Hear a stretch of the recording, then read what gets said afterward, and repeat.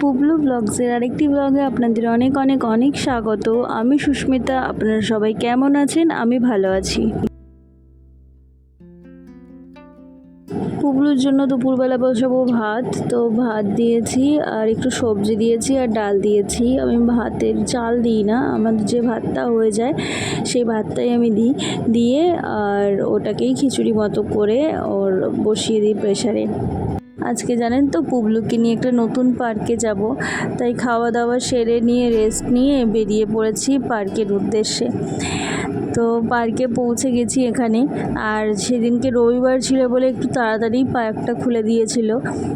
পার্কে ঢুকেই তো পুবলু চাইছিল যে ও নেমে যাবে নিচে। এবার নেমে যাবে বললেই তো নামাতে পারবো না, কারণ ও হাঁটতে পারে না, তাই ওকে ধরে ধরেই হাঁটাচ্ছিলাম। দু হাতে প্রথমে হাঁটাচ্ছিলাম, দু হাতটা ধরে। এখন ও চাইছে ও এক হাতটা ধরে হাঁটবে, দু হাত ধরবে না। ও এক হাতটা ওরকম নাড়িয়ে নাড়িয়ে যাবে আর ঝুলে ঝুলে যাবে। পার্কটা হচ্ছে ঢাকুরিয়া লেকের ভেতরে। তো এই ঢাকুরিয়া লেকে না অনেক গাছ রয়েছে, প্রচুর, অজস্র। এখন এটি রবীন্দ্র সরোবর নামে পরিচিত, আগে নাম ছিল ঢাকুরিয়া লেক। এখানে হ্রদ আর চারপাশে সবুজ অরণ্য মিলে রয়েছে 192 একর জায়গায় এটি। আর শুধুমাত্র 73 একর জায়গায় রয়েছে হ্রদটি, আর 119 একর জায়গায় শুধু রয়েছে গাছ অরণ্য। আর এই সবুজ আচ্ছাদনে রয়েছে না 11,000টি গাছ, যার মধ্যে 7,500টি গাছ হলো 75 বছরেরও বেশি বয়সের। গাছ আমার আগাগোড়াই ভীষণ প্রিয়, কারণ গাছ লাগাতে বা গাছের যত্ন নিতে আমার ভীষণ ভালো লাগে। যেহেতু জায়গার অভাব বলে আমি সেভাবে কিছু করতে পারি না, না হলে যদি জায়গা বড় থাকতো আমার কাছে, আমি নিশ্চয়ই অনেক অনেক অনেক গাছ লাগাতাম। আর তাই আমার এখানে আসতে ভীষণ ভালো লাগে। ঢাকুরিয়া লেকে এলাম আমি অনেক দিন পর। সেই কলেজ টাইমে এসেছিলাম যখন কলেজ করতাম, তো কলেজ ছিল আমার ঢাকুরিয়া লেকের একদম পাশেই, আর কলেজ ছিল আমার মর্নিং। আর এখন যেরকম টাইমিংয়ে ঢাকুরিয়া লেক খোলে বা বন্ধ হয় সেরকম কোনো টাইমিং তখন ছিল না। তখন সকাল সকালেই লেক খুলে যেত আর সারাদিনটাই খোলা থাকতো। এখন সেটা নয়, একটা টাইম বাঁধা ধরা হয়ে গেছে। করোনার পর থেকে এই জিনিসটাই হয়েছে। যখন অফ ক্লাস থাকতো তখন আমরা চলে আসতাম এখানেই। নতুন পার্কে এসে তো পুবলু বেজায় খুশি, আর ওর বাবা নিয়ে এই যে দোলনায় চড়াচ্ছে। দেখুন না পুবলু কেমন ঠ্যাং নাড়াচ্ছে আনন্দে। আর পুবলু যদি আনন্দ পায় তার বাবা মা হয়ে অবশ্যই আমাদের তো ভীষণ আনন্দ হয়। বাবা মা হয়ে এইটুকুনি বুঝেছি যে সন্তান হাসলেই কিন্তু বাবা মা হাসতে পারে। সন্তান যদি কাঁদে বা সন্তানের যদি শরীর খারাপ থাকে তখন কিন্তু বাবা মার মুখে কোনো হাসি থাকে না। বিয়ের আগে মা বাবারা একটা কথা খুবই বলতো যে যখন মা হবি তখন বুঝবি। তো সত্যি মা হওয়ার পর বোঝা যায় সন্তানের হাসিটা কতটাই গুরুত্বপূর্ণ মা বাবার কাছে।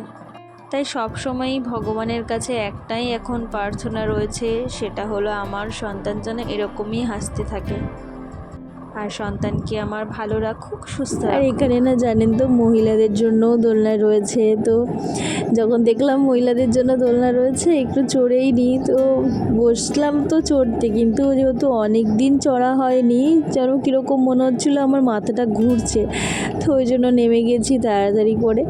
নেমে গিয়ে গেলাম পুবলুর কাছে। পুবলু ওখানটায় দোলনা চড়ছে, তো ওর কাছে গিয়ে দেখলাম ও দোলনা চড়ছে আর একটার দিকে তাকাচ্ছে। আমি কী তাকাচ্ছিস তুই? ও বলছে যে হেলমেটটাকে মাটিতে কেন বাবা রেখেছে, ওটা তুলে রাখতে হবে ওপরে, নিচে কেন ওটা পড়ে রয়েছে সেই কৈফিয়ত ওকে কে দেবে। যাই হোক আমি আবার তুলে রাখলাম ওপরে।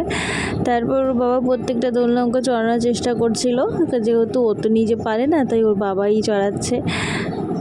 আর পুবলু তো খুবই হ্যাপি, কারণ ওর বাবাকে এমনিতেও সারাদিনটা পায় না, যেহেতু বাবার অফিস থাকে।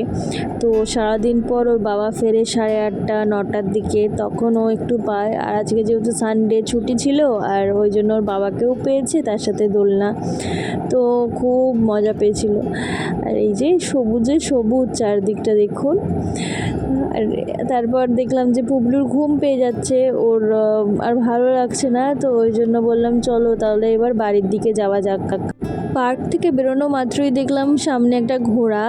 তো ঘোড়াটাতে দুটো বাচ্চা চড়ছে, একটা বাচ্চা হাঁটছে নিচে আর একটা বাচ্চাকে চড়াচ্ছে, আবার ওর হয়ে গেলে সেকেন্ড বাচ্চাটা উঠবে। তো আমি ভাবছিলাম পুবলু যদি একটু বড় হতো তাহলে ওকে চড়াতাম। আর পার্কের ঠিক উল্টো দিকেই না মেয়েদের জিম রয়েছে, আর খুব ভালো ভালো এক্সারসাইজ করার মানে ইয়েও রয়েছে।